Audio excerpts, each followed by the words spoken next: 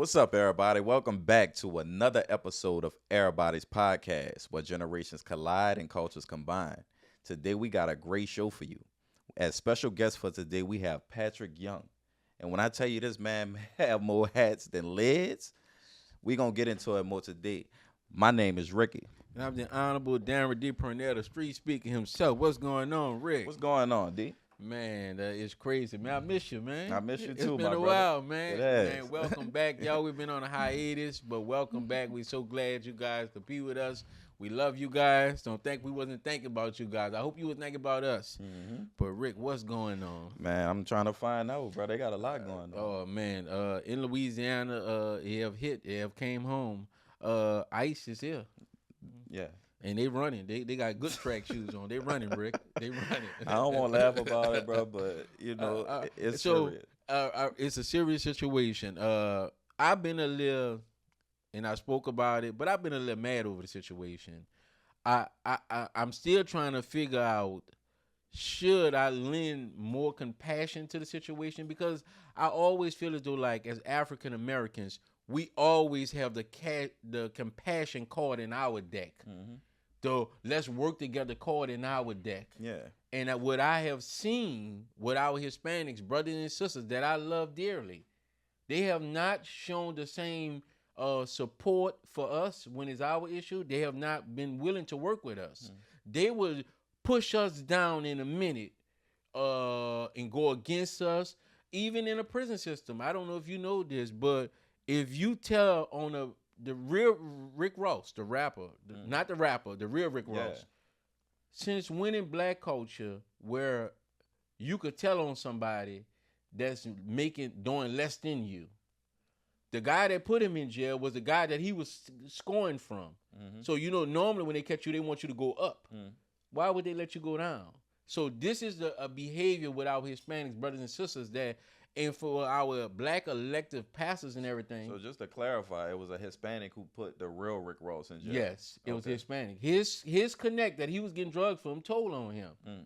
So, but in their culture, they're allowed to do us that. Even in jail, if you're not considered in our culture, if you ran on anybody, that's looked down on. Yeah. But in their culture, if you give up a black guy, that's trash. But I would say this to the black leaders that have stepped up behind and speaking out. Cash Money Records got a song called Tuesdays and Thursdays. We went through this bliss, our whole childhood, getting bliss. And now I'm seeing Mark Morial on TV. I'm seeing everybody coming together. Even some pastors yesterday I seen together with Hispanics speaking. But when we want reparations, we up there by ourselves. Everything we want, when it benefit us, we the only one fighting. So do you think they actually understand reparations? All of them don't. They understand it more as black people. No. Rick, it don't work like that. Me and you good co-workers, and you tell me your child got autism, it have nothing to do with me. If I care about you, your issue is my issue. So that's if you got an issue, I got an issue. They don't look at us like that. I noticed from working with Hispanics. I work with Hispanics. We got some downtime, Rick. I looked this man in his face. I said, man, I can ask you a question. He was like, he used to call me Malcolm. I said, man, who is y'all Martin Luther King and Malcolm X? I asked him that. He was like, what you mean? I'm like, who for the Hispanics? Who y'all Malcolm X and Martin Luther King? Like, who fight for y'all? Because I was always wondering why no Hispanic has rose to the ranks of highest speaker. And he was like, your Malcolm X is mine. I'm like, no, man. Who the person fight? He said, no, your Malcolm X and Martin Luther King is mine. Mm-hmm. They always hid behind us, and we fight for the laws to get changed. And when they get changed, they take the benefit of the law, and they run about their way. They have always done us that. So my Hispanics and brothers, this is not coming from Rick. This coming from me. I'm going to sit this one out. Yeah. I'm not going to step up for you, and you going to have to learn a lesson. You going to learn how to fight this one yourself. Yeah, well, I worked with a lot of Hispanic brothers and sisters, too. And the ones that they ride for their black people. You know what I'm saying? So I don't know what type of bougie Hispanics you work with, brother. Yeah.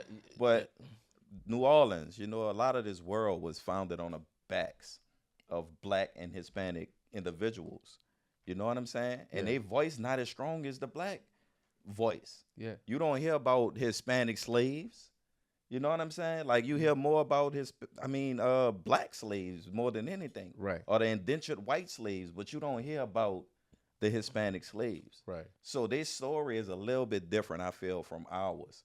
Our voice, our story, our history is much more in depth, I feel. So Yeah. it is on us, I feel, to fight and speak out on the things that we know, D.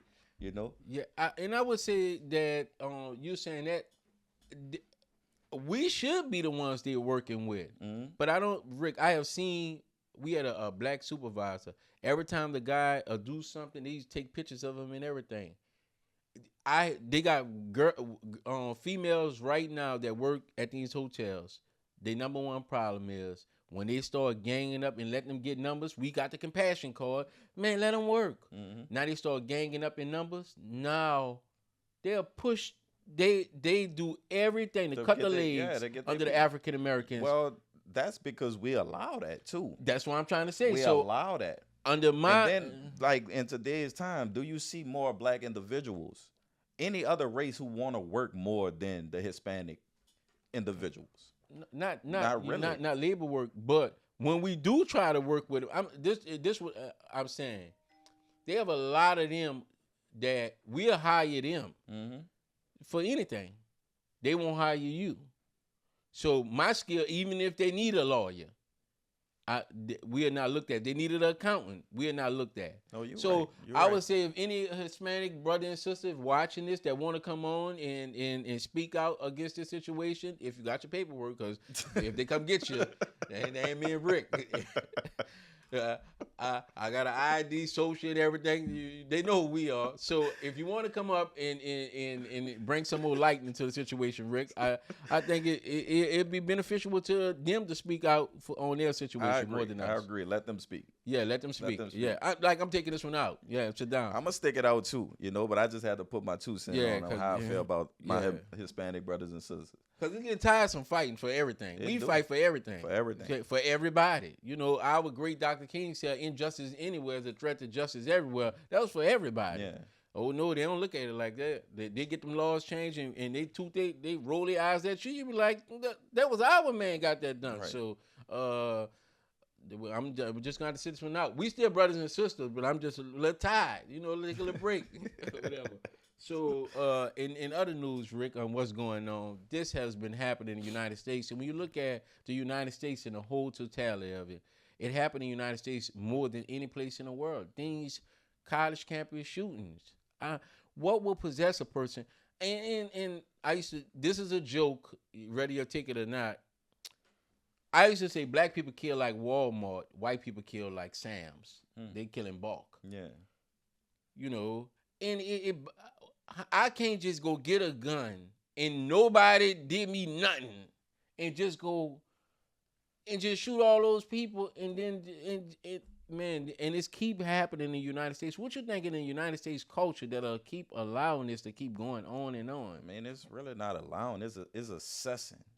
A lot of times I feel like people could see certain things brewing, whether it's the government or a close friend. And mental health, bro. Like we have to really acknowledge the mental health aspect of it. I was looking at something. They say the shootings in the movies and all that is in our culture now. Even Grand Theft Auto. Right. So just killing people is just a part of American culture. You think that plays a part in it? I think all of that plays a part in it. We could see with our children how persuade they are or influenced they are when they, playing their video games. Right. When they listening to certain musics. Yes. So I feel like all that has a part to play in it. But I feel like the person who should be held more accountable for that, not the person who do it.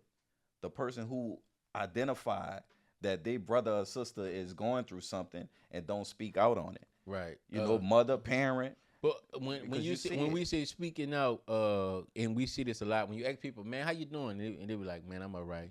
Oftentimes as men, we are taught just, man, I'm all right, I'm good. I don't want to put my problems on you. You got yours, I got mine. And then I don't want you to go put mine out there. And now I got to wind up kicking your ass for something. I'm thinking we being meant to each other and you go put that out there. So a lot of men suffer in silence. Yeah, well, but you can also see the spiral downwards too. Yeah. You can see it, bro. Like, if you having a bad day, you know what I'm saying? Right. Like, bro, I can see it on your face. Right. and I either try to make a joke or something, Right. or just to dig in it, not Right. go straight to the point, Right. but go around until you break the ice. Right. You know. So, but we're different, and we have these conversations. I think that we're gonna do more with opening up, as we talked yesterday about mental health. And some of these guys, I think that, and we went to school with ribbon. I don't know what they call it today. Same thing. Hazing and all this taking a place. I think that. Do you think it's going overboard from how it was when we was coming up? I definitely do. I think if you speaking about hazing, just to be a part of something, they put you through so much trauma. Right. I feel like hazing has went above and beyond. It went overboard. And even when I'm saying joking, I haven't seen videos, and I can't do no comparison between my childhood, but I do know they used to have guys that'll make you run, even if you was a cool guy. Mm-hmm. That's how good they was. Yeah. They wasn't sparing nobody, or whatever. So I think that this generation and all of the softness, that's why this generation, that's why so many people say y'all soft, because we went through the same thing. But since we went through it and they don't want to go through it, or they respond different from, you think that's part of it? We look down on them? Like, man, you're supposed to get through that. Yeah. And actually, we should have just been like, nah, that's not normal. You're not supposed to be a kid going to school, and because you don't have a certain pair of shoes on, the whole class is messing with you. Yeah, I don't think it's a one-size-fits-all as it pertains to trying to help a person. You know, back in the day, like you said, it was tougher skin. Yeah. And I feel like the parenting styles that go on now, people still in a past with it. Yeah. When again, we in a different era. Yeah, we have developed. Where kids are like, people are more exposed to everything. And I'm glad you just said that. I had a young lady that I was in. She was a girl at the time. We was in school, and she took a number 2 on herself. Embarrassing. Mm-hmm. As soon as someone saw it, they hurried up and took a bag, covered her up, and the rest of the school just heard about it. Today, can you imagine being 12 years old and you do that, and somebody put out a camera and 12 million from the 8 o'clock in the morning to 5 o'clock? Yeah. Now, that's embarrassing. That's humiliating. Now, and that's what we didn't have to go through. So I try to get parents to realize embarrassment is on a whole nother level. It is. I'd rather you hear about me taking a number 2 instead of seeing. Man, that make you want to stand. I'm homeschooling now. Right. And then too, the exposure, like you said, that's part of it. But imagine your mind taking you to a place where you actually want to be. Your imagination running so wild. But when you come out of that moment of that scroll that you didn't took, or that reel you didn't watch, you in your situation. Right. Because you envying what somebody else is going through. Right. You know? Or you feel like, oh, all right, I see traits of people getting bullied on there, and that's your situation. We're going to go back to like the mass shootings. And a person that identified with that individual, and they be like, man, this is what I'm going through. And that just push them over the top. Right. It's a lot that social media is playing a part in negatively. Right. And we have to, being grounded, being older individuals, seasoned individuals, we should be able to train our kids in the community that we walk amongst and how to deal with what's going on, the changes of the world. Yes, and I think that it have changed tremendously from when we came up. It's like that time went by nowhere. Yeah. But what else we have, man? It was supposed to be a heavyweight fight yesterday. I was so happy that one of the premier and the first African American Catholic school in the city of New Orleans, St. Augusta High School, the historical, with their marching band 100, the history of what they have been to the city of New Orleans. Mm-hmm. They sit on AP2 Road, the great, and then they played against a public school that's one of the best public school, and we actually had one of their students on here, and it was expected for them to get the breaks beat out of them. I think that Insane Heart of Heart, they wanted to put so many fans in the stands and yell so loud that may mess up a little, and then maybe I can get a win. But I don't think they thought that they was going to win that game yesterday. Yeah. Well, what you thought? Because you sure wearing purple today. You was saying no. No, I'm not for any one of them. I was happy that 35,000 people showed up yesterday at the game. And it was 2 historical African-American schools. and you know, it was a good environment. Both alumni, and this is what you talk about when you go to these schools. The alumni showed out strong. Yeah. They really did, and you could be proud to go to any one of the schools. But Edna Carter just was hands down the best school. Of course, they say they second to none. Yeah, that's what they say. Yeah. Boy, wait till Carver get their act together. Man, I'm telling you, wait till Carver get their act together. But that was the. What else? What you got out of it? I mean, like you said, the unity that came about, right? And even seeing the whole city come out to see these young men play, that was history making. I think they had more fans in the stands than the Saints. Yeah, I will say between the band, the cheerleaders, or whatever, to be a kid and see and get that opportunity. But most important, to all the athletes out there. When you're in an environment like that, no matter how big the game is, it's the respect. Yes, I want to beat you, but to be able to shake my hand as a man at the end of the game, and that's what you like to see or whatever. If I would have won, you would have shook my hand. If you lost, take the same thing. And I think that seeing the respect go both ways between both of us. Of course. I mean, a winner never have a problem. But St. Aug not taught to do that. You know, they taught to have that discipline. So if it would have went any other type of way, we'd have had to question the mentorship over there. And then that's what I'm trying to say. If it would have went, but if St. Aug would have won, they haven't won since 1979. I can assure you, this whole city, Tom Picayune, every billboard would have been laced. And that's the only thing, the problem that I have with the West Bank. They won, they do things, but they don't go over and beyond celebration. It's like when I watch even they had the second. It was supposed to be a second line. Did you see it? No, I didn't. They had six people out there. It was the West Bank Steppers. What? Yeah, six people. Yeah, 6 people. That's a West Bank thing, but that's how they roll. Whether they win, when on the East Bank, when we win. Especially if you one of the premier schools, oh man, it's not up for discussion or debate.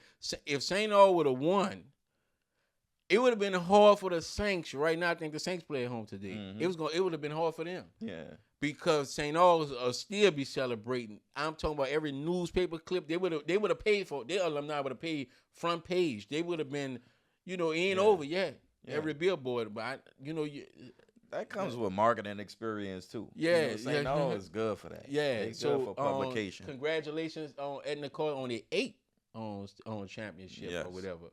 In football, they got a little powerhouse going. They do. Yeah, I'm happy to see it, man. They beat Curtis. Didn't they beat Curtis? Yeah, they beat Curtis. No, I think St. Aug beat Curtis. I don't know, but congratulations. When you mentioned Carter name, they beat everybody.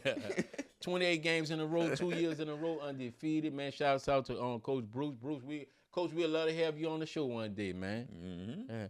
And we're going to take a quick commercial break. And this episode is sponsored by Erabody's Coffee.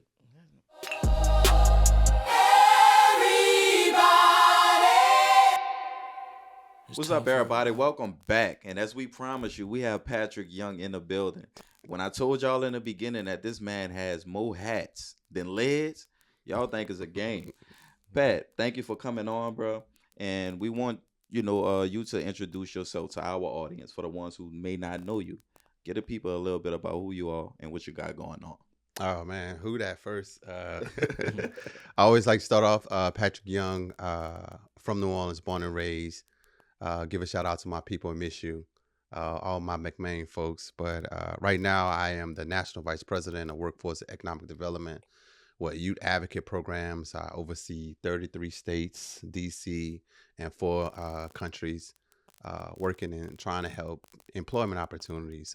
Former Director of Gun Violence Prevention in the city of New Orleans. I had a nonprofit called Sharp that did professional attire for men. And so now I'm also moving into the AI arena, working with Georgetown University as far as teaching nonprofits, AI for nonprofits, developing an app for re-entry people called Reconnects, and tapping into the music as well. AI music. I got my own artist, Neaux Saint, that I'm working with. That's pretty cool, man. Thank you for the introduction. Before we get really, really into the meat of things, Sharp. I want to jump straight into Sharp because I remember Sharp. Sharp is your nonprofit organization, and you have 2 Sharp men. Hold on. Let me jump right there. You said miss you, right? Miss you. So Rick, that's another one. He out the ninth ward. No, is Mitchell the ninth ward? No, Mitchell is not the ninth ward. Oh, man. Hold up, listen. First of all, What time you leave? First of all, we need to Claire look at me. Weston, what is Cam look at me, right? Mitchell is in New Orleans East, right? Man. And so all the people that was we didn't say East Beach back then, but it was Mitchell, Ballad Boys, all that type of stuff there, whatever. So. They only want to be our friends when they need help in the fight. No, that's when this is the thing. That was a saying. I'm from a place called Miss You. If you make a mistake, your family gonna miss you. Yeah. So it was different. That's my first time hearing that one. And I ain't walk on my dime. You hear me? That's two different slogans we got going on. When Jazzland was being built, yeah, right? They was like, man, they found this and they found that. There was. Things was happening back there that they was discovering. What, alligators eating them? Listen, I learned this in city government. No comment. Smart man. So let's get back into this shop. Okay. Yes. Man, as I transitioned out of working for Strive, workforce development and training, and I went into city government. What I didn't realize is when you have your own nonprofit, it can become a conflict of interest, especially if you're trying to, raise your own money for your own organization. And so I just had to push it back away because, again, I didn't want no indictments, which you didn't see. It's just more or less of understanding. And I think the politics by being a nonprofit versus if it was a for-profit business, I probably could have maintained it. But after COVID, a lot of people didn't need suits to go to work because work went from being in work to hybrid work. So fitting and outfitting people for interviews and jobs, it just wasn't a big demand. Mm-hmm. And then also, again, working in city government, your funding is under scrutiny if you're receiving donations. And so just out of legitimacy and being authentic to what I was doing and trying to do, I still help. Like I'll donate clothing to whether it's the juvenile detention center or whether it's other reentry organizations. I just wasn't operating it. Yeah. I feel like it was an important, organization, especially like with the times we run into. I know you said during COVID, but I feel like, these young people, you feel good, you do good. You know what I'm saying? And I don't know if that's what it was founded off. You look good, you feel good, you do good. Right. And it just, it was so impactful in different ways. And when I saw you, I'm like, I didn't even know because you didn't speak about it much. I just saw you active. I didn't even know that you was the person behind Sharp. And then when, I stopped hearing about it, it started to simmer down. I'm like, what's going on? Man, what's funny is that I didn't realize that Dress for Success is just for women. Mm-hmm. And so when it was time for interviews and the guys we were helping get jobs and people being released and they needed to say, man, I got an interview. I need something to wear. First, I was losing all my clothes and my ties. Mm-hmm. And so I would find it was like, well, let's come up with something that can really help because I didn't know that there wasn't a standalone place for men to get that same type of assistance. And so then we did the bow ties and brunch, the bourbon and bow tie brunch. Mm-hmm. And from that brunch, it was to generate money to buy suits for all the youth at the juvenile detention center, which we did. But it was just a matter of, again, after COVID, the demand, people wanting to get those suits and stuff like that. It was just carrying too much high volume. Yeah. Right. And then working in city government, again, if you're getting those donations, are you getting it from public funds? Are you getting it from your influence with city government? So to remove any of that, it's just, maybe in another version we could bring it back. Because people still call me all the time, either want to donate or needing something to wear. It's just a matter of operating a full nonprofit, understanding your restraints when you're in certain positions. Right. Makes sense. So you were scared. No, I was smart. Smart. I would say this. I have seen this, and I have won so many interviews. If you can show up on time for the interview, and you can look decent, that's half. When they say more than half of the battle is won. And I didn't seen a lot of people lose the battle. The society we live in now, a lot of people don't realize that when you do not look well, who actually goes sit next to a homeless guy? Like you got your lunch or whatever. Who goes sit next to that guy and sit down and eat? Nobody. Even nobody goes sit by him because it's not considered to be a cool thing to do, or they're not smelling wise, they're not attractive. But I have been places sitting with a suit and tie, walking into a building, and somebody that asks me, young person or whatever, man, what you do for a living or whatever. So and a lot of times I thought it was just a normal thing that people would know what to wear, but it's not. But well, the thing, there's a number, there's statistics behind it. It's 65% of your appearance is tied to your interview. Like that's the first thing that they check. And that's if you got 65% at an advantage just by coming in the appropriate attire. And like what we would like to go, it was look sharp, think sharp, stay sharp. And so the whole concept is come with an advantage, especially if you have a conviction or if you're already dealing with some other things that you have to explain. Right.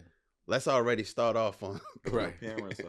Right. So what do you think about the quarter zip movement now, or whatever?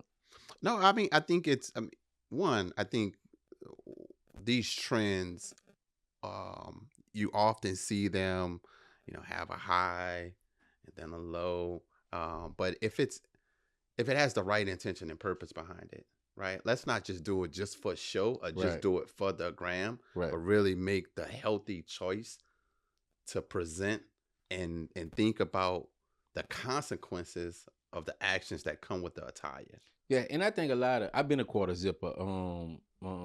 Bill Cosby had a nice sweater game, so I used to say when I get older, I'm gonna have a nice sweater game. But I really say that the response that these young people that made the decision, I don't know where the quarter zip movement come from, but the sheer fact that some of these guys showing before and after pictures, man, it's tremendous. It just look like somebody. In the other pictures just look like I gave up hope. Man, I'm just out here. I ain't doing that with myself.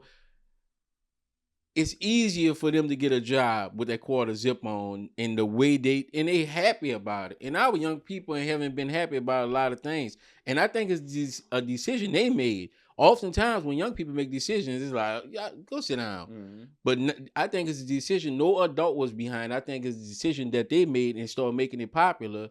So I'm happy for them, and I would encourage you guys to keep on going. But like our brother said, as long as you got a good intention behind it, looking good, feeling good, and they're gonna have to pay you. Well, it's peer pressure. Peer pressure is positive or negative. You can have a negative peer pressure. Right. You get positive peer pressure. And what I like about this, kind of like the work you used to do with your youth, is to show that there's a positive way that you can identify, be yourself. Do what you have to do. It doesn't always have to have the negative connotation. The idea of the tech fleece and the Scullies and all that type of stuff, that it came from a negative influence. Right. So I'm liking the idea to switch, but now let's really what you just said something very important, but you put it in a different term that I put it in. I always tell people we all are followers. It's just who you choose to follow. When I'm around somebody and I'm me. Not you ain't learn how to tie your shoe by yourself, drive, nothing you have done alone.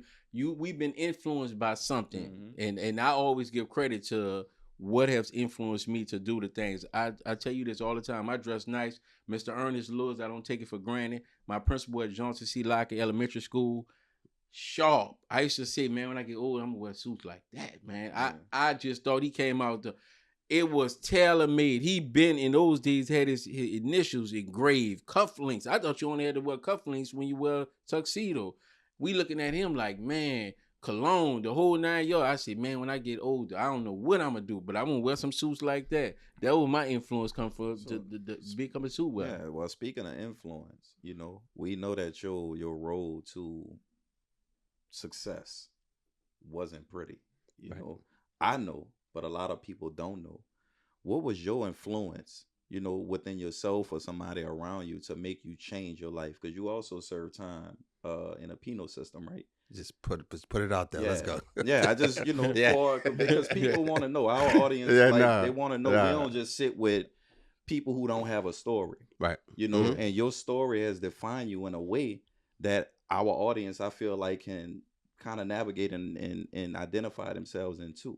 So explain, what was your influence behind your movement? was two things. I want to answer what you were saying too about previous influence. Mhm. So growing up, I don't know if you remember, FM 98 used to have a talent show. Yes. All right, you kind of right. WYLD talent show Yes. back in the day, and Nah, man, I used to love Michael Jackson. Man, I used to, listen. Listen, I'm not. I wanted to. I was, wanted to do Mike in a talent show and all this, and no matter how much I practiced, guess what? I couldn't be Michael Jackson. Yeah. And I figured out that it's hard being something that you're not. Mm. But growing up, people say not having a father, all these type things, right? You need that image that you can grow to, because if you don't, you're gonna look in the TV. Oh, Michael Jackson. I'm gonna look at this. I'm gonna look at that. So I grew up, looking for those type of influences. One was my brother, and my older brother, he got murdered. And so once he got murdered, man, it kind of shifted my whole disposition of like, man, forget everything. I wound up getting into trouble myself. Judge offered me 65 years for 3 armed robberies as a first offender. The 65 years were broken into 15 years. And from the 15 years, I did 13 years and 9 months in DOC. Released in 2012. And so since then, it's just been, but what I learned in that time is that what it means to be me and identity, and not being Michael Jackson, not trying to be somebody from the street, not trying to be my brother, not trying to do, be this person that my parents want, try to be this person that somebody else, like they give you an image and an expectation, and you try to jump into that suit, but that's not you. Yeah. And so part of the process of discovery is finding out who I was in that.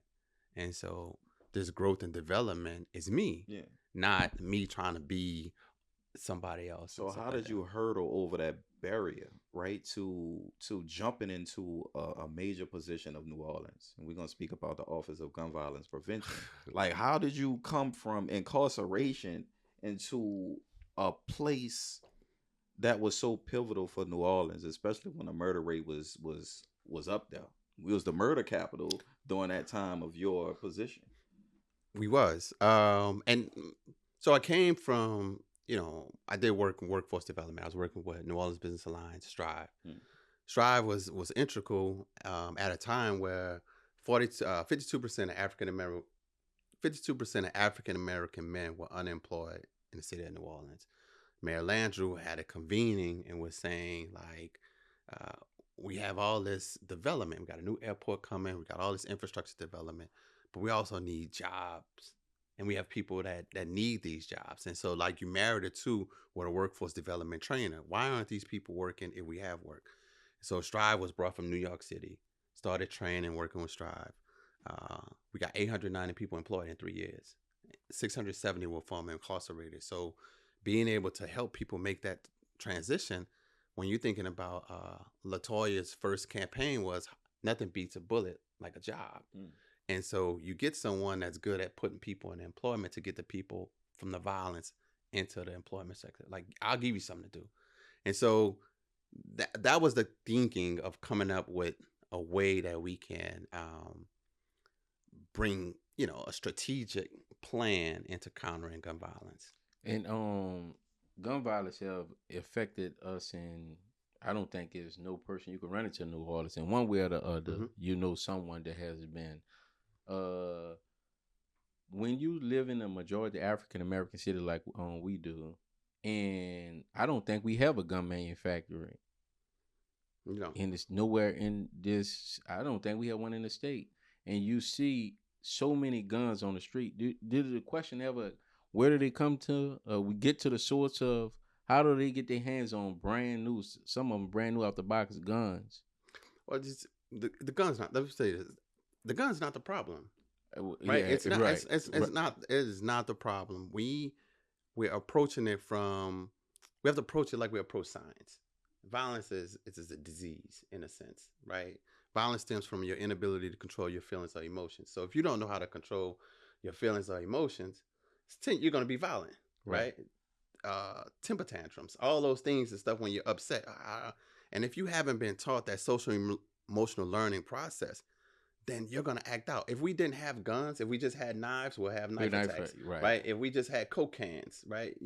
People get hit with coke cans, right? You have to learn the mental Yeah. strength of how to deal with and process your emotions and feelings. And so when you have a segregated part of a lot of fathers are missing, there's a lot of poverty, there's a lot of stressors that's placed upon you from birth here in New Orleans. Right. It tends to sway. And then the music is good, but music can also shift your emotions. Right. It can cause you, and if you don't know how to control all those shifts Right. and things that's happening, then the outcome is typically violent. So Do you think we should have like a class like that in all elementaries, like catch them when they small? definitely, somebody. I social think emotional learning should be. You should take, history, science, math, social emotional learning, PE. Like you should. Yeah, be. I think it should be part of it, because if you start learning that now, when situations are just come up, you'll know it's in your tool belt. I always tell them you only can use what's in your tool belt, and so many times our youngsters go out here in the world with limited tools in their tool belt. So going back to what I was saying, y'all joked about my me wanting to be Michael Jackson, but when Michael made Thriller, Black people learned they could turn into stuff. Yeah. Right. And so dudes always want people always want flash out, right? Don't make me flash, right? Don't make me turn into this monster, right? And so having the ability to understand what's happening in your emotional context, like even if you get upset and you could be right, you can walk away. That's a level of discipline that we talk about, we don't demonstrate. And so the more we're able to demonstrate some of those activities, which is some of the work I do now, the danger of social media and how, you get these views, whether it's positive or negative. If somebody's influenced again by some of these negative views, I can do that negativity too, not understanding that there's a real consequence that's driven behind it. And speaking of social media, me and Rick was talking about that in our early segment, what's going on. When you see, just like you say, they listen to people that's on social media, and I think in my time it was prime. I'm 41. Pride. I didn't want to embarrass my family. Now you could be on social media. You could become famous from eating out a Turley bowl and shaking, constantly showing yourself in a provocative way, and is no lineage to. No, I'm just getting the likes, whatever money come with it. It's not, man. I got a grandmother that's living. I ain't gonna. A lot of stuff I didn't do because I have a mother in the family. My mother used to say, when you leave out this house, you don't just represent yourself. You represent this whole house. So, and I always like, man, I get in trouble, but not that much trouble. I get in ass whooping trouble, not in front of a judge type trouble or whatever. So I think, do you think social media erased the line? And they say, well, I'd rather be famous on social media or influencer. The hell with this family. My grandmother, my mom used to say, one, does ends justify the means, right? And then, are you willing to gain the whole world and lose your soul? And so now when you hear scriptures like that, it take a different connotation, because it's like, yeah, you gain all these followers, but you can't even walk in public, right? Like the other day, the girl Krishan, she got attacked in Compton, right? You have all these people who you say follow you and support you, but you getting attacked, right? And it's just, and how quickly these followers, they turn on you. It gets like, it's like they build you up, tear you down, destroy you, and in the process, you try to justify it by saying, well, at least I'm making money, right? I'm on OnlyFans, but I'm making money, right? But your kids never bring you to school day and introduce you to class, say, Mom, what do you do for a living, right? But it's like, we are in this space where the attention becomes the addiction. And it's not even the money, it's the attention now. That's the heroin. Like, you are fiending for just the addiction of it. The money don't even matter at this point. And I have seen some women that wasn't as popular, and they do things, and you question it. I look at it that's the only reason, because if I can do this, I can get 10,000 likes, but if I just dress normal, I don't get nothing. So I see women that try to show themselves and do all type of stuff or whatever. So you're right, you're correct, and I don't know what society is going at with that, but it lead us into this AI thing. Right. So we want to, pretty much find out, what's the consequences behind it. Consequences behind AI. Behind AI, we know a lot of good things can come about, but what's the overall consequence from the expert standpoint? I mean, one, I always say consequences are good and bad. It's good and bad. I tell people when I talk about AI, like first we are in this phase of like this is the Terminator theory. So if you watch the Terminator series in the beginning, it was like, oh, us versus the machine, right? And then in the second Terminator, it was like they had to get another Terminator to fight another Terminator, right? There's no longer just Pat versus Ricky, me versus you, right? It's more or less my machine versus your machine. And so in order for you to compete, right, because work and trying to earn a living is a competition, you need a machine. Yeah, right. And so we have to use these tools to compete. Let's look at it like that first. And so now the consequences, understanding history that has taught us what comes with this competition. So in the early 90s, it was .com. There was a .com. Everybody had to get a .com when the internet first started blowing. Well, that crashed, right? And after the .com crashed, the only people that was left, you had like Google, Amazon, some of these big players. But you have to look at how did they endure the internet and the crash. So after that, after COVID, we had NFTs, right? Yep. NFTs, people bought into this thing. Oh, this new, everybody's on it. It crashed, right? And so now AI is on a space where everybody's, AI for this, they got to do AI. It's about to crash. Yeah. After the crash, you're going to see the real stock of what we need versus what we don't need. Right. But it's paying attention in the midst of that, like, how am I preparing? Some of the work I do, 25% of the workforce was wiped out this year with AI, right? We have the highest rate of unemployment, over 1.2 million people unemployed, this year alone. Yeah. Right? The impacts of removing DEI, removing certain people from the workforce. What are you replacing people with? Right? And so some of these tools that they're replacing people with, these operational things, it's going to have a consequence. And that consequence is going to keep building, keep building, keep building. It's moving fast, fast, fast. It's going to crash. They have a McDonald's in Texas. I'm not sure what town, but it's 100% machine operated. And they say it's faster. And when last I checked the report, they didn't have any glitches, none this year. So if that computer got away with, if it makes it through the end 365 days, no glitches, no time off, nobody complaining, none, I would say a lot of people, we are in trouble. Unless you learn how to work on a machine, ain't gonna be the person they call when the machines break. That just took a lot of complaining off the job, a lot of unnecessary headaches, and it's crazy that you'll lie to me and tell me if you spoke to somebody from Amazon or PayPal, because it's automated. But if you could talk to me, if you talk to me, you'll argue with me all funny. Day. Yeah. I just talked to you're right. But Amazon give you word. Would you like your cat? It's just words or whatever. You say, my package came late. We're sorry. We'll send. You like to send another one out, or you want a refund? You don't all get nothing. It's like your whole temperature didn't go down. Box, right. But if you could talk to me, oh man, you'll give me the blues. Yeah. So now I get to get rid of that, and I get to give Rick want a raise. Rick want a raise, and I'm saying to himself, if I just invested in this machine, I get rid of Rick and his raise. So it sounds like you all for the replacement of humans. Man, huh? That's what it sounds like. It's funny. It's funny that we're talking about this. Again, going back to history, we learn a lot. Like the 8-track. I don't know. Sometimes people don't know. There was one time when you had cars didn't have music. And then when they did add the radio was talk radio, what y'all doing. Right. And so the 8-track, Ford put this 8-track in it, and everybody changed it because you were able to now listen to your own music. You didn't have to listen to the news. You can listen to your own. It was the first time you can customize it in, right? People was like, oh no, this is the devil. Like the 8-track was the devil, right?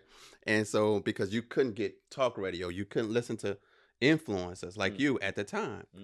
Then from 8-track, we went to tapes. From tapes, we went to CDs. From CDs, we went to streaming. We've made improvements, But guess what's coming back now more than anything? The talk. Right. Right. Sort And of so when we reverting think back. about the AI, right? What's consistent is us having these conversations. And so let's not look at it as, oh, this. No, the fear is embracing it. Understand the tool, use it for what it is, right? We don't complain when we put our GPS in. We don't complain when we put Waze in. Right. Because nobody's pulling out maps. Where your map? You got a map? I don't. And nobody got a map. Like I don't. On my phone. Right. So you gotta draw from. You gotta go. Yeah. You stopping at Shoney's to get a. No, evolution moves forward, right? So we have to evolve into this thing, but then we can't fear it. We gotta embrace it, put it on. But then again, like I said, after the crash, we're gonna figure out, all right, cool, move to the next thing, and then we're gonna come back to what we know. Yeah. So we're gonna take a no. I want you. So don't go and get all them, robotics that you was talking about to put in your house. We're gonna take a quick commercial break, and this is sponsored by Erabody's Coffee.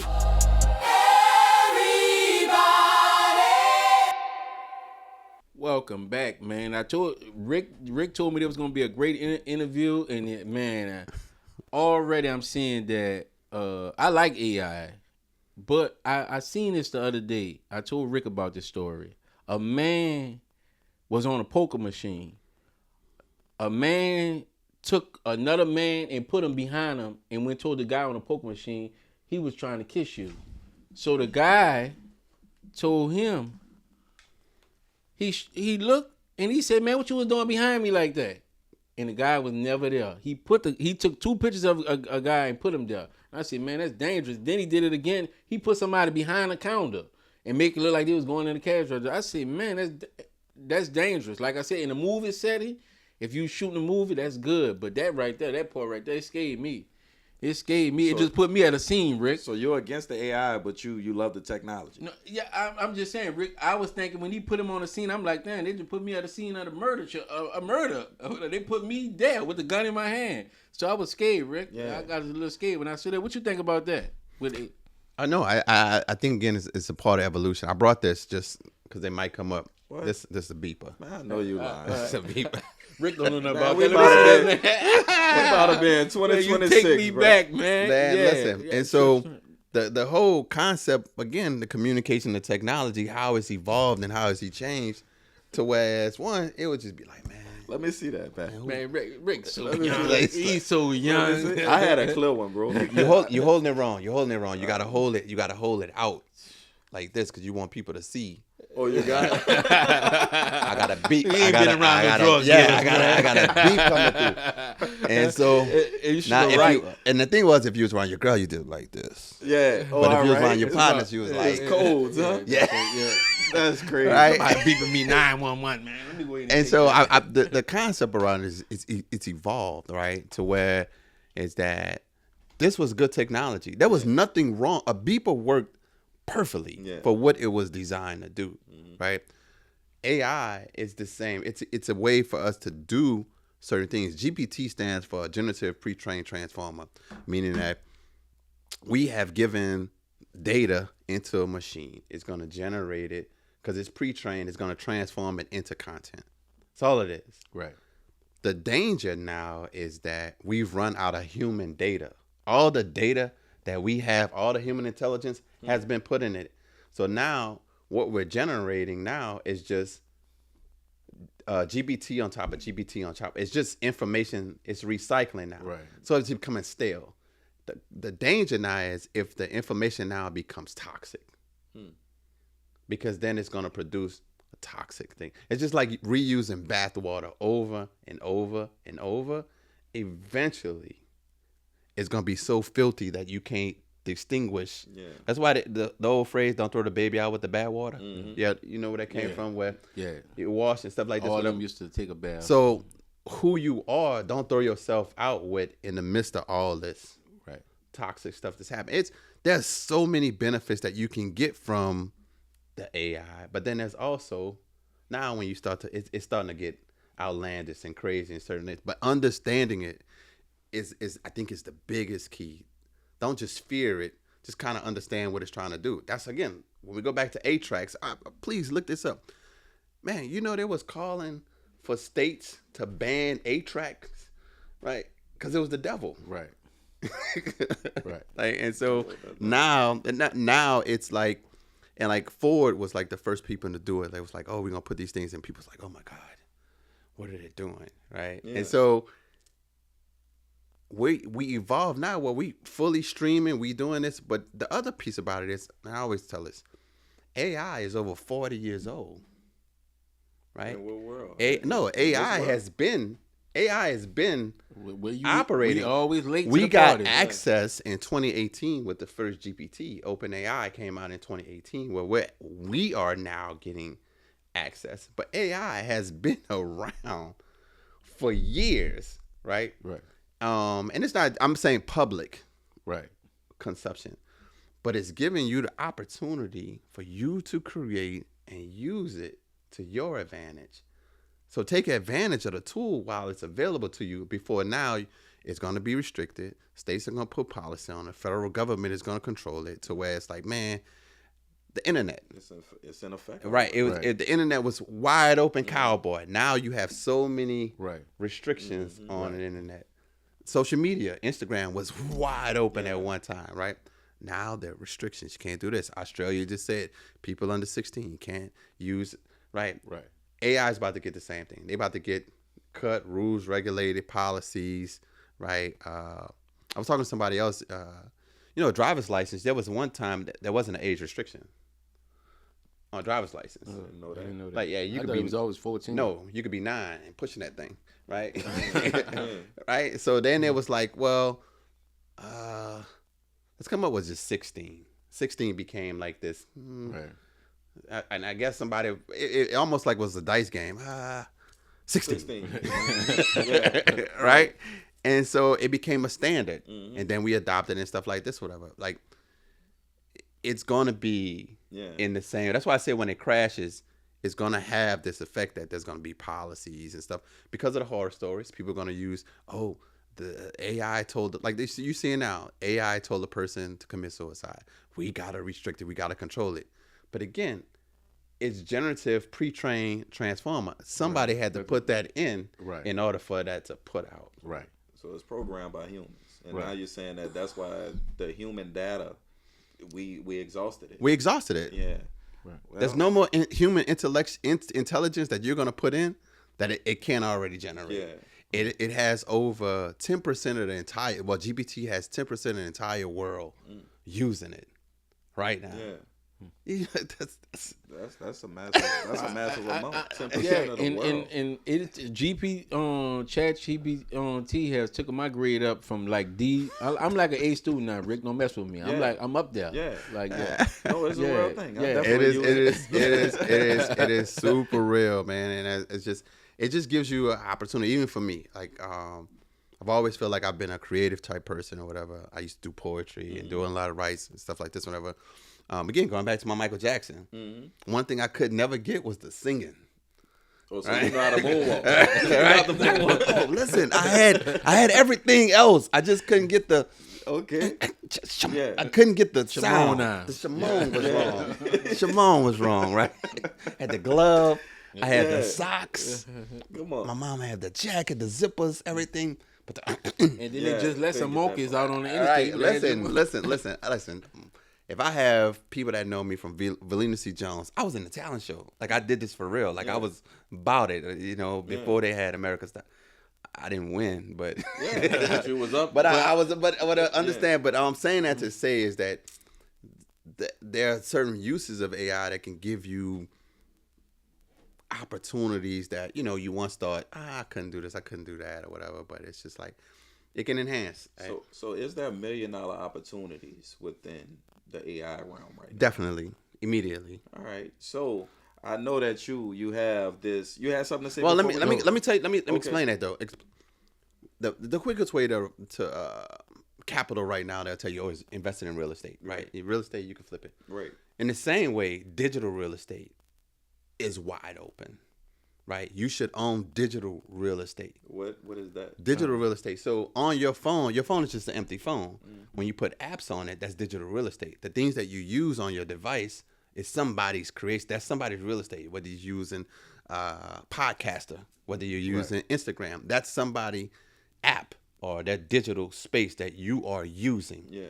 You create your own space, your own app, your own infrastructure that people can use, right, in their digital interface in their communities. People are going to get online. It depends on which real estate place. You're going to go to DoorDash or you're going to go to Instacart. Gotcha. You're going to go to Chase online versus Bank of America online. Gotcha. Like, you're going to go to Car Gurus or you're going to go to CarMax. That's a digital infrastructure. Right. What's yours? Right? And then once you build your digital real estate that this traffic can go to, it's limitless. Limitless. That makes sense, so man. You think they're going to put a cap on that? They're already doing it. Like, it's like you starting to see like what, like, and what's genius about some of the stuff with AI is that it allows you to pivot so quick, right? But how many African American companies have their own AI system, right? When AI was Person of the Year for Time Magazine, and they had all these people, the architects of AI, on this plank, right? We had no representation, and that's the challenge. Is like we gotta start getting represented on this plank as architects and builders instead of just being the construction workers and users of it. Right. We have the capacity to build it because what we do is we give it culture. The TikTok dances, everybody want to follow this. That's all us, right? The style, the memes, all this. That's all Black Twitter. All that's us. Yeah. But we can't just be the users. We have to be the builders. Yeah. Right. That's so true. And as you said that with music with AI, how did that come about? One, some of the music I was listening to was trash. That's true. Right. I'm a 90s. Me too. Right. And so then also I travel a lot and I'm mindful of like, I like to listen to like a certain vibe. Yeah. I want a certain vibe when I'm in my space. And so I was like, man, I could just do my own thing. Like, let me just. And I found a way where I can use like the poetry and because I've always, again, I'm Pisces. I love music. I love sounds and stuff from New Orleans. So I kind of have a musical ear. My creativity, my writing, it's like, again, I just never had the voice. And now I get, all right, I can make you a voice. All right, let's do that. Right? So I just kind of like played with that and just created my own AI music. Your own AI music. But here's the thing. AI artists signs $3 million contract. Yes. Right? It's 3 of the top charts right now. Zana Monet, there's a guy in country music and in gospel. The top song is an AI song. Right? Again, we're going to evolve into like your creativity, your ability is limitless. And so it's like now, if you had unlimited abilities, what would you do? Man, that's amazing. What would you do? Right. So they say we all sinners, no saint. No saint. So let's before we get into that. And Neaux Saint, who is Neaux Saint? First of all, Neaux Saint is my AI artist, right? Again, I write all the lyrics, I do all the productions. It's just an AI voice, right? Synthetic voice. But what it represents for me is that we live in perfecting our imperfections, right? There's no saints. We all are sinners. We all have made mistakes.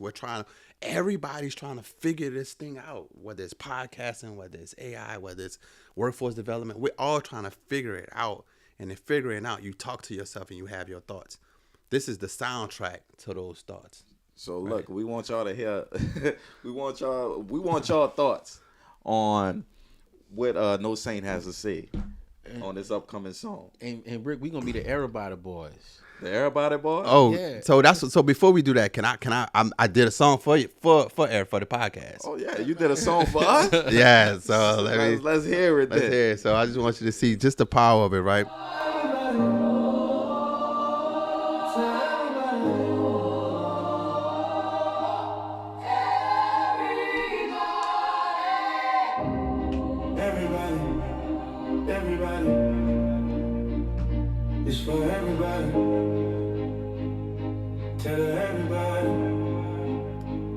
It's time for everybody. Wake up, everybody. This for everybody. Come together, everybody. It's time for everybody. Try to reach everybody.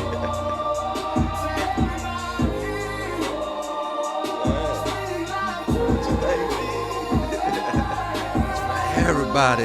Yeah.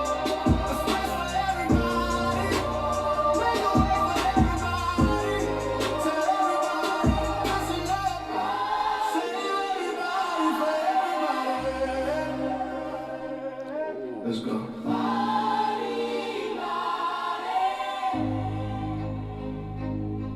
It's time for everybody. For everybody.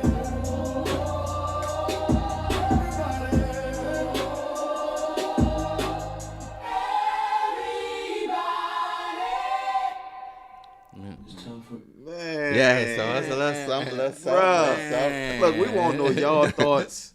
Y'all drop them thoughts in the Man. comments about that song from Neaux Saint. Man, that's dope. Man. That's hella dope, bro. Man. So let me, if I could just give you Of the single. course. So the single is, all right, so I want you to, so the album that's coming out is gonna be called Airplane Mode. Okay. So that song gonna be on the album? It's gonna be the album. It's the Airplane Mode, right? And so just think about when you going into you're shutting down. Just us, no interruption, no. From the moment the play hit the ground, no one else is around. So I just need you. and so I go into my first single, right? Yeah. And I think we all have like this experience when you're trying to work and you're trying to take care of business, and they're like, I need you, but hold on, be right back. You know what I'm saying? Like, let me go do this podcast. Let me go make this money. And it's like, they calling, where you at? What you doing? It's like, How long you gonna be gone? just let me get us straight. Right. And so I have those thoughts, and it's like not being able to turn that into your song, right? You already know I gotta go, but I will be right back. You know I gotta get this. Get you love, Let me- take care of business. Be right back, you already know. I'm on go, I'm just on go. right? I gotta go. Be right back, this ain't gonna take long. Hold on, we about to be good. We about to be good, right? Right back. We come back. There and back. Be right back. Yeah, so this is the first single, Be Right Back, yeah.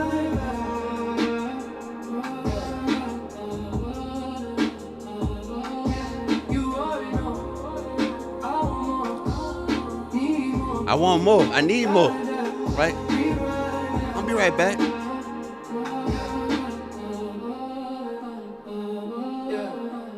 New day.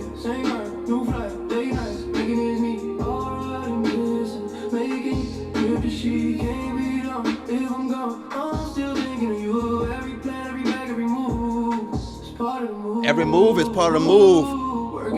Working for the bigger view. And we get back what we do. I like that beat. Yeah. I gotta go, but you know. Right. Be right back. Get you love. Let me take care of business, right?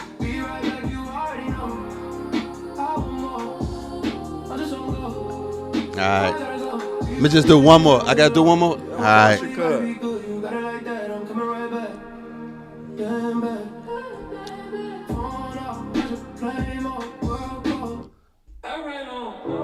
So it's like, all right, fine. Like, I got my ideas. I got this thing I'm trying to do. I got this, like the podcast. I got the business. I just wanted to like take off. And in the process of you working on your dream, you know, you got people that don't understand. Like, Rick, why you stay up all night? Why you always doing this? Why you? And it's like I'm so close to taking off, right? But it's like city, Gate to gate. Late night, long flight, red eye, I'm on my way. check it out. Airplane mode, I'm on my way. Check it out. Check it out. Red eye, still high. Red eye, eyes. Check it off. You don't even see my dreams. Why? I'm taking off. Skyline ain't the same.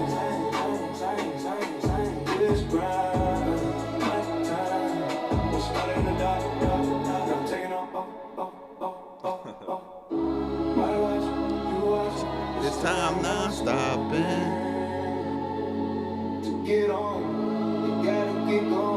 on, you gotta get going. That's all clear. Take it off. Still high.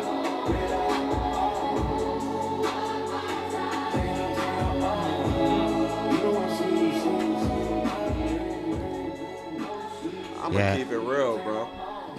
That's hands down flawless. Like, how you pick the voice? Like, even the voice of the artist is perfect. Like, we'll have to do like a whole AI segment where I can show you. But what's good about the opportunity? You pick the drums, you pick the piano, you pick like the tempo. Like you're your own engineer, and I guess that's what some of the fear, because you see like producers who may charge like millions of dollars. I'm gonna produce your song, I'll produce your hit, and it's like they make it seem like this complex science, like they're doing Dr. Dre, right? And it's like, no, man, I can do this. I can put this tempo. I can, and it's like mechanically you're able to engineer again your own sound, your own beat, the atmosphere. Like you add the layers, the background vocals, the lyrics. Only thing now is just customizing a voice. Yeah. Similar to how, auto-tune was able, everybody became a singer with auto-tune, right? Yeah, definitely. And so now how do we infuse that technology? Again, there was a fear when DJs, if you didn't use the vinyl, you ain't no real DJ because you don't use an album. Yeah. Right. Everywhere you go, the DJ got a what? A laptop, a computer, right? Nobody's complaining that the DJ is not using real albums. Right. But it's like now I'm able to do more because they can layer, instead of just flipping one song, I can layer 3-4 songs as a DJ at the same, man. That's big. Bro, like, he said the sky the limit. Hope y'all using y'all creativity. But again, it's again, all it is old poems, poetry that I had, now putting it to a sound, giving it a voice, creating a character. And what you do is you put it in streaming devices. So whether it's YouTube, so like this one song is streamed on 23 different streaming channels, right? It goes into different markets. So you can have your Asian market, your Southern Pacific. You can have it translated into different languages. What? And so while you're just talking, you have a digital real estate that's acquiring funding, right? And then you can add it to playlists or whatever. And so you could just be riding and the song will come on. You're like, man, how did it get on that? Right? Same way they build an artist, put it on a playlist, your A&R, all this. You're that one. You're the creator, and you own your creation. And so I think that's some of the beauty in the process and stuff like this, whatever. Again, it's attention driven, so you got to get on the TikToks, you got to get on the YouTubes, you got to do this stuff like this. But once it starts to rotate, you can let it. Yeah, autopilot. You can let it sit. What? Yeah, and that artist would never get criticized for what he wearing. No. Well, I seen him out with on Beyonce. He'll never get criticized for any of that. He'll stay out of trouble. Oh man, they talk about Genuine so bad. It was like he doing 8:56. It's not 9 o'clock. right. It's just right. But again, and then also your digital real estate, it's not going nowhere. Right. That even if there's no erasing it. Like once it's on, it's on. So it but again, years from now, I want to be able to like just Yeah, that's it. That was again. That's something I created. I put in space, and it's there. Yeah. I'm gonna ask you a question.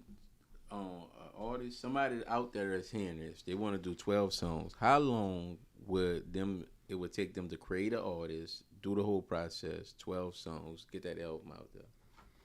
I mean, if it depends, it could be 12 days. They could do it in a day. It depends on The skill level. not only the skill level, just how far you want to take it.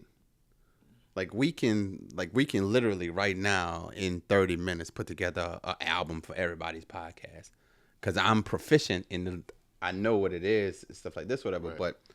But somebody that's really serious, and then also there's some cost to it. So for some of these systems, there are subscription fees or the fees like that. So I was helping somebody build an app the other day. The initial quote that they had was $60,000 from a coder to build an app. Like, we were able to do it in less than 2,000, right? And so this person has a fully functional. Like, the difference is, at one point in time, we didn't have the means to compete. Right. Now we can compete. Right.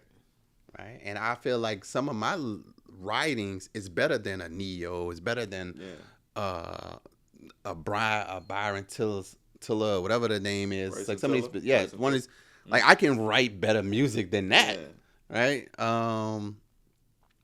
Kelly with no kidnapping, like it's just.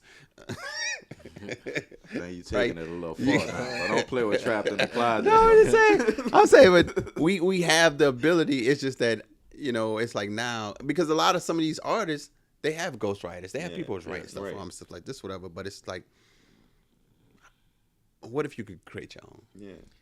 And I would ask you, not that you didn't bring up the great R. Kelly. Would you say is he the greatest in his time of writing, putting music out? And I'm gonna compare him to this.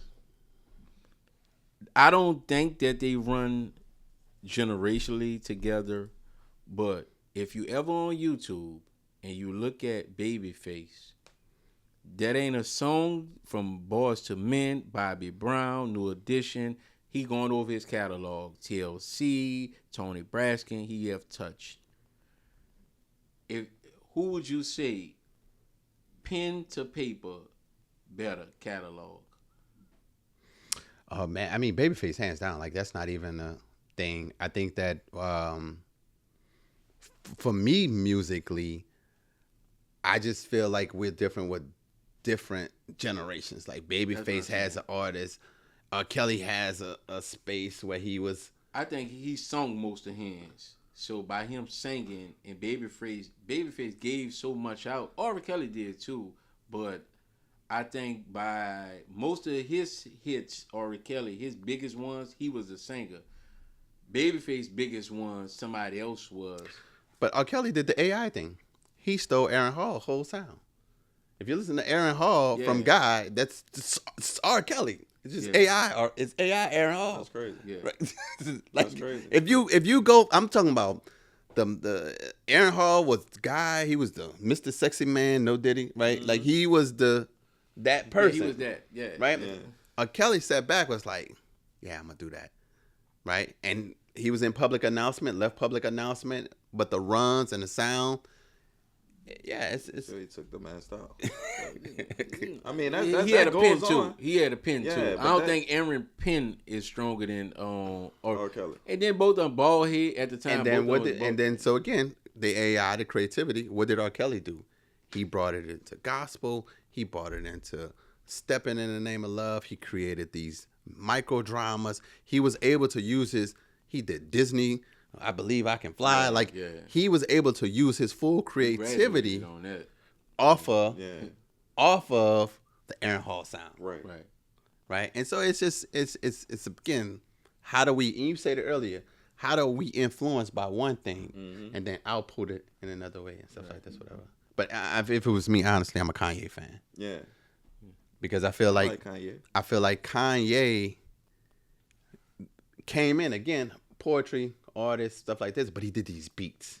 He had this sound. He wasn't the one that people was expecting to do it and stuff like this to be, college dropout Kanye. That's why people say I missed the old Kanye, right? But that was always Kanye. Yeah. And Kanye told you, when I get my money right, you can't tell me nothing. Right. So why are people trying to tell us he told you in the beginning who he was? Simple. Yeah. Right? Simple. Facts been laid on the table. Right. So I mean, I just feel like once we own our full thing, man, ain't nobody gonna tell you. What somebody gonna tell you your money right? Yeah. You worth $1 billion. What they gonna tell you, Ricky? Right. They can't say nothing. And you came from the city, and you did. They can't say nothing. But do you feel like there'll be conflict, as Neaux Saint reaches his peak? I mean, it ain't nobody to hold him accountable, but the creator. Do you feel like you will get any backlash from, just creating? People don't have to know who you are. No, you putting it out there now. No, I'm saying, if somebody was sitting inside right now and they just say, you know what, I got a pen. I don't want to be out there. I'm just gonna flood the music with my AI artist, Fat John. And that's the thing. It's honestly the same way I'll just speak. I like Wale's new album. I can sing you Wale's album, right? I'm just sharing music with you. The same way I can share his music, I can share my own stuff. Yeah, the same way I can go to a poetry night and do poetry, I can share this music that I've created. Here's the thing. I'm hoping that you can see something that I'm doing and get inspired and say, you know what, I can do that too. This isn't, I'm betting the house on it. I'm about to get rich. I'm about to get signed to Rock Nation. That has nothing to do with that. Yeah. It's just me and my own creativity. Same way as I was a painter and I turned a digital artist. Mm-hmm. It's the same thing as just using, again, some creativity and saying, hey, listen, this is some things I think sound good. If you like it, you like it. If you don't, that's fine. Right. Yeah. I mean, I'm pretty sure that what I'm saying is people gonna like it. Mm-hmm. But now you're going up against Rod Wave or one of these little dudes. I'm not competing against Rod Wave. But they see it as a competition thing. You know what I'm saying? And be like, man, hold on. He didn't jump straight in my lane. He didn't took over. You know what I'm saying? Right. I was in the top 10 billboards. Now all his songs that took every spot on the billboard. So you switch lanes, right? I could be a female artist, right? Yeah. So that's Neaux Saint too. Yeah. Right. Ain't no tree, ain't no snow. Oh, it doesn't feel any good to be in this mood with these Christmas.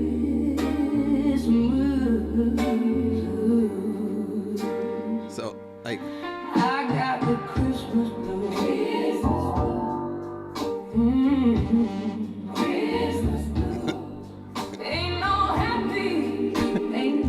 Now you about to piss Mariah Carey off. Now I'm asking you a question. Can you win a Grammy? Oh, that's a good question. That's a good question. I haven't put it in the space. I think there's already right now some artists right now who are challenging the legitimacy of it. I think what's going to happen is I think they may have their own AI category. I think that, just there's going to have generative spaces. Just like right now you see like the streamer awards, right? I feel like the streamer should win an Emmy, right? Because Emmys are based on certain views and stuff like this, whatever, people watching. So I think they're going to come up with their own platform, which I think they already have like an AI awards show. But I think for like Grammys and like for the movies and stuff like that, I think they probably just have their own category. You want to let me and Rick come with you when you win? At least our parents, bro. All right. I mean, I just think that, man, we're evolving, right? As a people, and just like we no longer have beepers, right? We can't just have our minds stuck in a beeper mind frame. Yeah, we have to evolve into updating to the expectations of what this digital space is, and we have to own it. That's the key thing about it is I own all of that, right? My ideas, my intellectual property, we can go to a job and give that away all the time, and we exhaust ourselves giving so much of ourselves to somebody else for them to profit off of our ideas. Right. That's crazy. I agree. right? And so, have fun with it, enjoy it, become all the versions, instead of just being Rick, you can only be a lawyer. That's it. You can only do one thing. No, like, do all the things. Yeah. And we have a next segment called Do You Remember?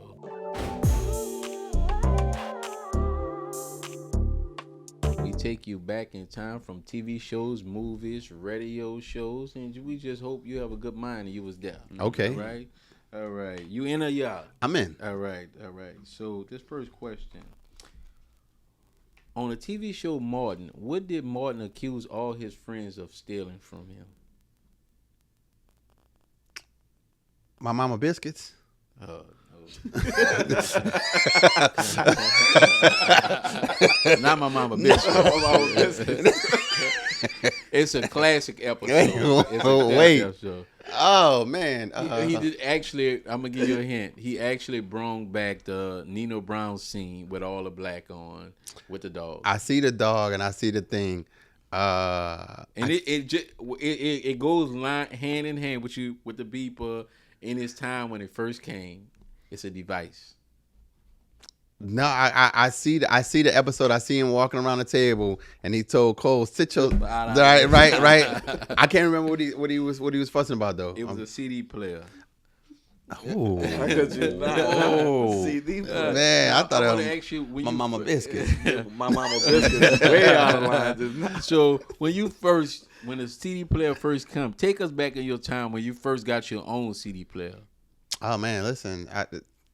So obviously, like I was telling you about the 8-tracks, cassettes, and stuff like this, CD player, that came out.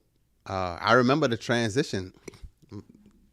I had got the pull-out radio, the thing where you could. I know so. Yeah. So I really thought, and like right now, man, like carrying around your CDs, and a friend of mine, they had a barbershop called Goodfellas, and dudes would come in and sell like the Tupac, the burn CDs, right? So a burn CD player, right? It was just all that type of stuff there. I mean, the excitement was, again, it was like, I got this new thing.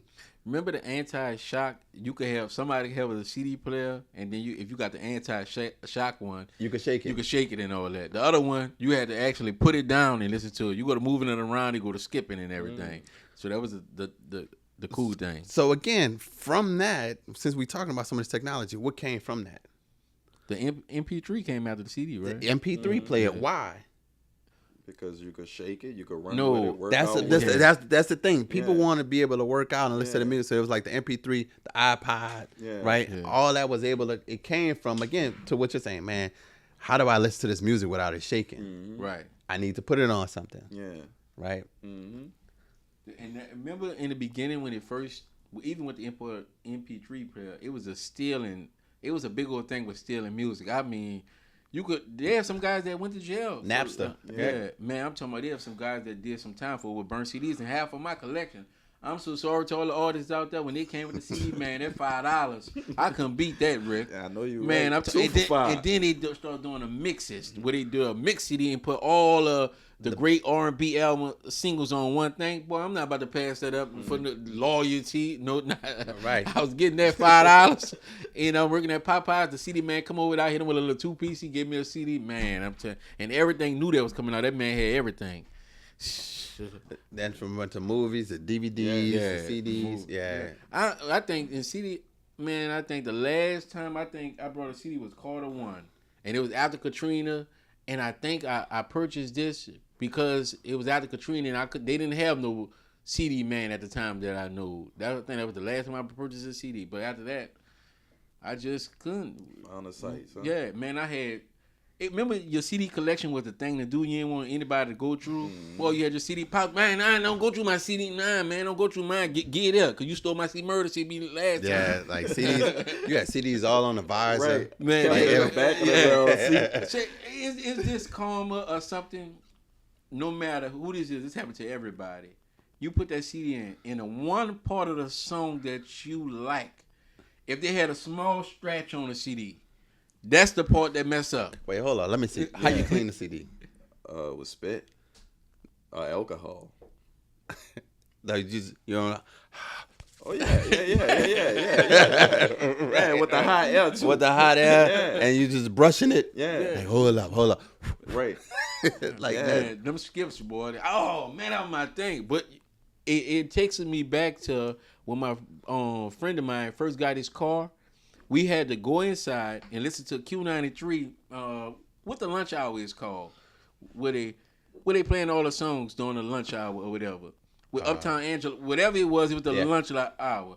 We had to play it and stop, play and stop, play to get a whole tape. Mm-hmm. Just to go around to listen to music because we didn't want to listen. We got tired of listening to the radio, so we actually had to go inside. Now it sound old kids, but we had to actually go inside and make a tape. Yeah, And, I know what you're talking about. Yeah, and put it in, and we had that to listen to. And every now and then, one of us don't stop it on time, so you'll be listening to Master P, and then you hear The Q93 commercial come on. They know what you did. Yeah. So, you had good old days, you had to play. man. You had to press play and record at the the same Same time. time, and then you had to put that white piece of paper at the thing. So man, those take you back. We had to actually do that, kids. And remember, even when we had to make a movie, they had the Sunday movie that come on. One good movie come on every Sunday, and you had to put the tape on there. And my nanny used to actually pay me because I used to stop it on time because she used to like making her tapes. And once again, the commercials, you don't want to get caught up in the commercials. That was the good old days. Evolution, man. We surely evolved. Yes. In the movie Boys in the Hood, what Rick was doing when he got shot? I think he was walking home, right? He was on his way home, but he was doing something. I think he just got like a college acceptance. He got a letter, and he was I think he was going home to tell his people about his letter. I'm thinking, I remember. I know he had the letter.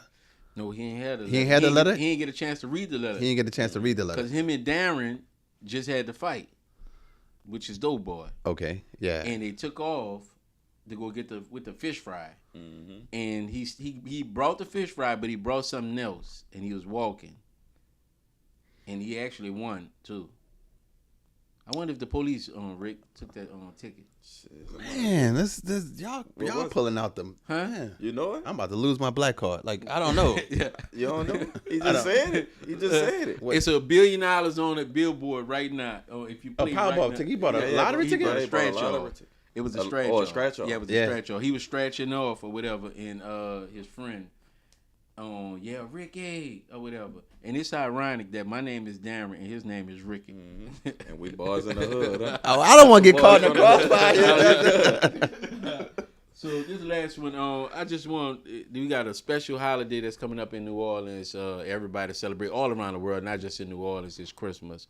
What is your favorite Christmas gift that you have? I got a couple of that I remember, Rick. Do you remember when what the Home Alone thing was? The walkie-talkie. Walkie-talkie. No, not the walkie-talkie. The tape recorder that he had.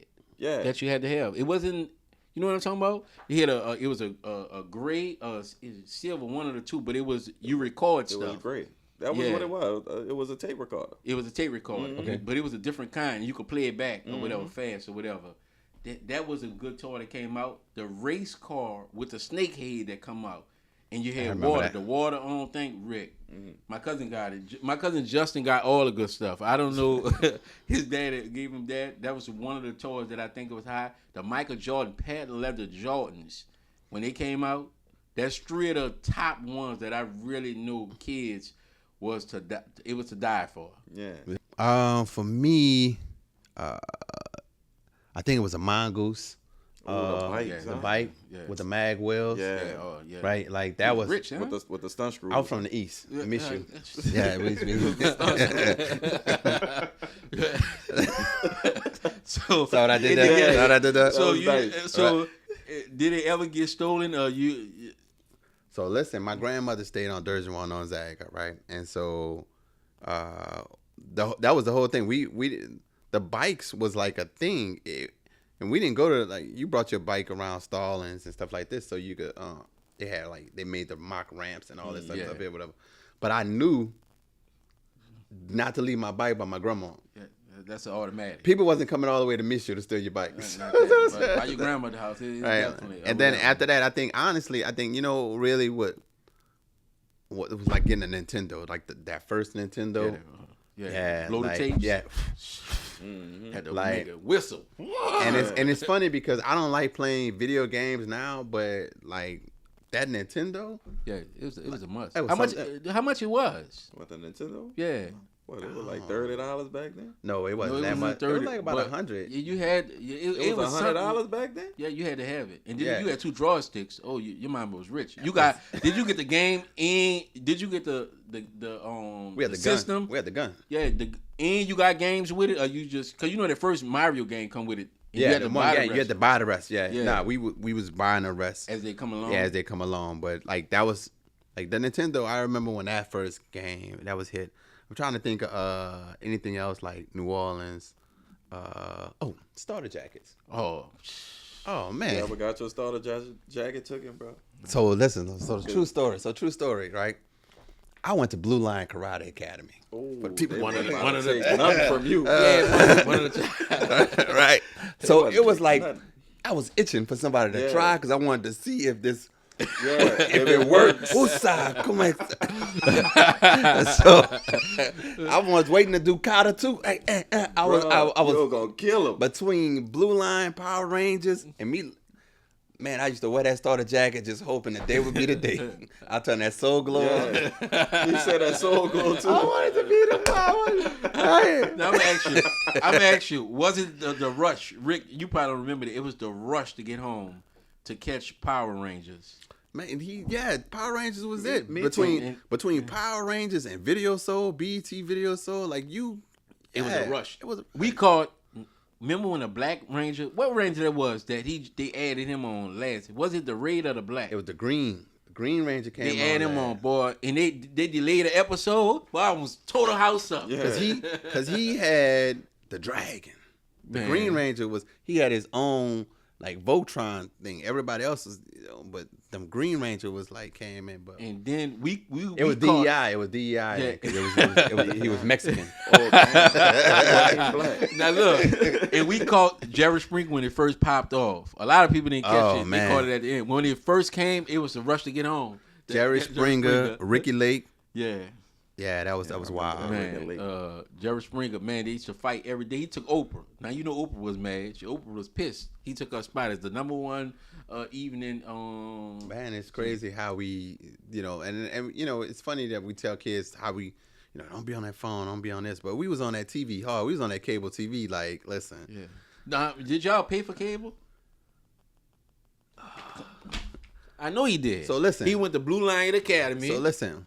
This is what I was saying. Like, I've learned this at the mayor's office. No comment. No comment. He paid. The statute of limitation over with. It's over. I don't think that Cox can come after you for the boxes. But the craziest cable story, I'm telling you, our neighbors paying.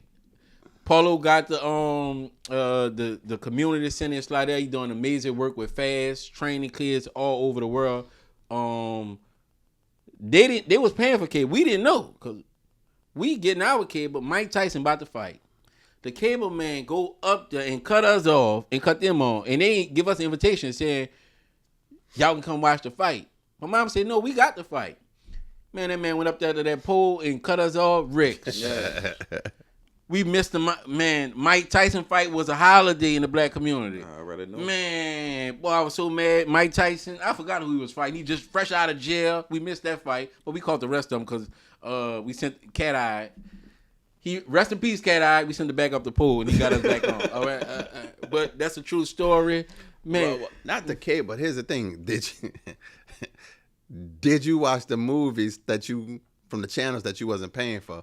So like Cinemax. Yeah. And you you know you go a little high up, you get them good stories. You get them good channels, boy. Them women on there. You got to go high. Wait a minute. I remember Rick. that too, bro. Rick. I remember that. You can wait till your mom go to sleep. Watch those channels. Man. You have to cut the volume down. Y'all see her? Ooh, Lord. That was the time. It was the time, man. It was a time, man. But, man, I want you, man, we enjoyed ourselves. I'm going to ask you, are you willing to come back to be a friend of this show? All the time, man. This for everybody. Space for everybody. Yes, sir. Man, Yes, sir. let everybody know where they can find you at and how they can contact with you and if they want to work with you, how they can get with you. Man, Man, Raise Your Bar is my IG. Send me a DM, hit me like that. Again, I do workforce development across the country. You know, we haven't even tapped into that. I guess another time we'll get into workforce, but Yap Inc., you advocate programs. And then again, check out the stuff with Neaux Saint on all channels. It's NAAUX Saint. And tap in if you want to learn about it, how to do it, how to make it happen. I'm glad to help. Man, once again, it's another great episode. I'm the Honorable Darren D. Purnell. Do not forget to go get our book on business men. We are available on Amazon. Yo, Rick. Well, you heard the man. It's out on Amazon right now. So y'all make sure y'all cop y'all a copy.